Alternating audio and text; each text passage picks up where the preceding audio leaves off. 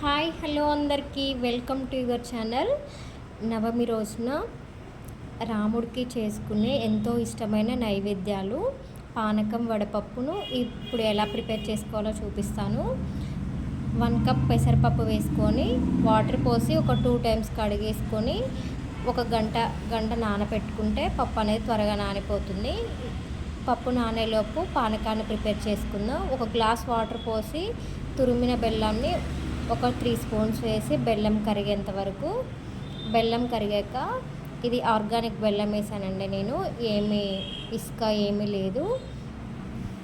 ఇలా వేసేసుకున్నాక 1 స్పూన్ మిరియాల పొడి, 1 స్పూన్ యాలకుల పొడి వేసుకొని ఇలా మొత్తం మిక్స్ చేసుకున్నాక 2 తులసి ఆకులు వేసుకుని నైవేద్యంగా స్వీకరిస్తే చాలా మంచిది. ఇప్పుడు వడపప్పుని గంట ముందే నానబెట్టుకున్న వడపప్పుని ఒక జల్లి బుట్టలో వడపోసుకుని వాటర్ అంతా పోయాక